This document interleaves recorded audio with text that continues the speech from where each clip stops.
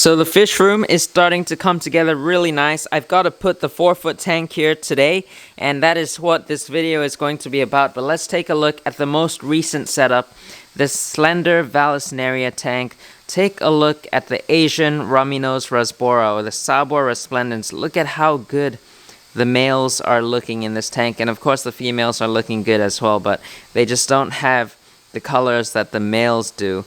And this female right here is like blind in one eye, and ever since I got this female, it was like that. So it's been doing really good though. Here's another one. Ooh, I just scared them, but yeah, they're all doing fine. Whenever I open this lid, they know it's feeding time, so they'll come up and they'll get excited. But let's give them some food. Alright, so there they are, going for food. I just give them regular pellets. It's like an artificial plankton pellet is what it's called, and the fish love it. Look at the colors, amazing. Wow, I really want to breed these. So that will be a future project to come, trying to breed these fish. I don't know how well that will go, but I will try my very best and hope to get some more of these by breeding them. In this tank though, I've added 2 new fish, and they are these right here, longfin white cloud minnows. Look at how good they're looking, and there was only 2 at the store when I went there, so I had to get them. I got both of them for $5, which is a really good deal to me, I think. I'm not so sure, but I think $5 for these 2 longfin white cloud minnows is a great price, and I do want to set up a white cloud minnow tank in the near future, maybe over there, so we'll see. For today's video though, I'm going to be focusing on this tank right here. This is the 4-foot tank. Right now it's facing the back, so we're facing the back of the tank, so you can see the black background right here. I'm going to be moving this over there. So what I've got to do is take out the substrate. I'm most likely going to throw it out. It's just soil, and it's most likely depleted of its nutrients. So I'm going to take that out, throw it away, throw it out in the garden or something, and then move it.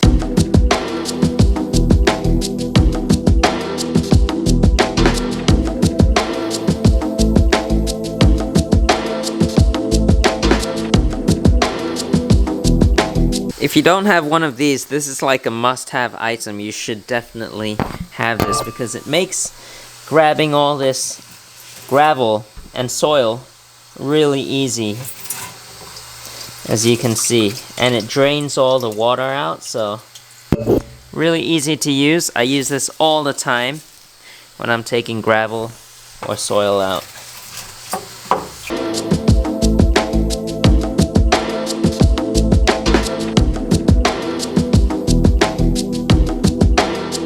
I don't quite know how I did it, but I managed to get it done. Take a look at that. That looks so good right there. I've got to now move the light. Right now, you can see that I've got the light mounted up over here. This is a 4-foot light. So I'm planning to move this over here. I don't know how I will attach it to the underside of this rack system, but for now I think I'll just put the light on top of the tank. Alright, definitely not the prettiest looking. You can see there's still the tape on top of the light from me sticking it up there. This is some really strong tape. Some people said it wouldn't be able to hold up, but this thing works. It's called magic tape, and it really is magic because it sticks on forever. For now though, I'm just gonna let the light sit on top of the tank just the way it is, and then when I have some time in the future, I'll try to find a way to mount it up on there, just so that it looks better. It doesn't look that bad from here though. But what I'm going to do now is I'm going to clean this tank up and try to make it look better. So right now, I'm just basically filling the tank up with some water. I'm going to give it a good clean with this sponge right here. Just clean off all the algae that you can still see, and it will make this thing look brand new.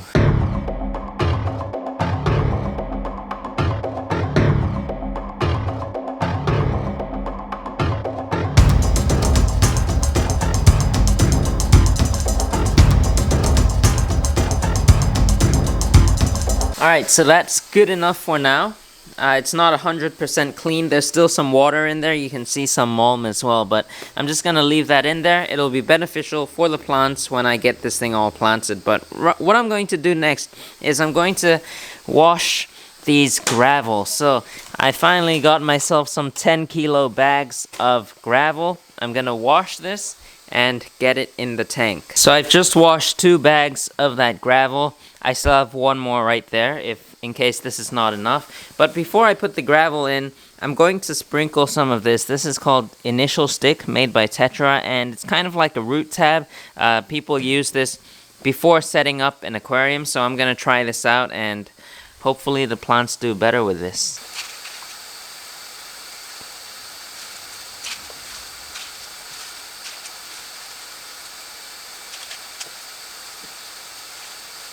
Alright, so the gravel is in. Take a look at how nice that is looking. I can't wait to fill this up with water, and that's what we're gonna do next. So right here I've got a sponge filter, the 𝗯𝘂𝘀𝗶𝗿𝗀𝘀 sponge filter, and this one is uncycled, but on the other side I'll be putting in a cycled sponge filter so that we can get this whole process done much faster, and soon we can add fish into this tank. But I still don't know what fish I want to add, so comment down below. Yeah, I'm still thinking about it. But what I'm doing right now is I'm giving this tank a water change, so after that I'll fill this tank up and we're set.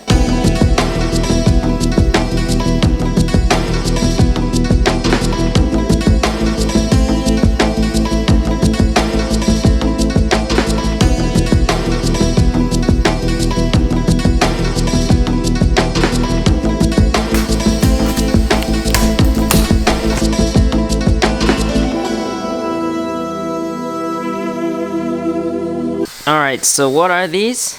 These are my DIY air guards. I just used some polycarbonate plastic, and so check this out. So when I've got my filter running, the sponge filter, hold on, let me move this out of the way.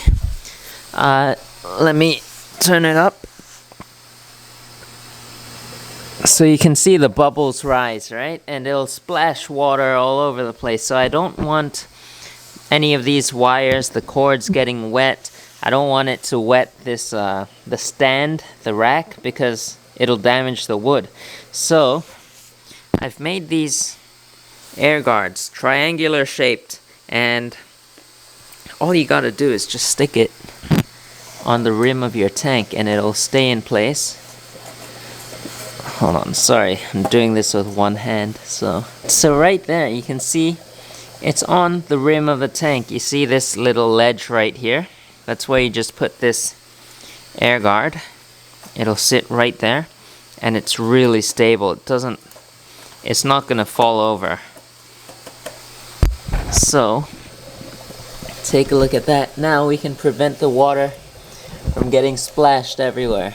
Isn't that awesome? And I copied this idea from Aqua Review, so credit to them. And if I wanted to make this even better, I'd cut out like a little notch in the back so I can have this airline tubing go through there. But for now, this is really good enough, and I like it. I'm really happy with this. So this one will be going on this side, right here, and I'll have my 𝗯𝘂𝘀𝗀𝘀𝗀 sponge filter running under there. So yes, we are done.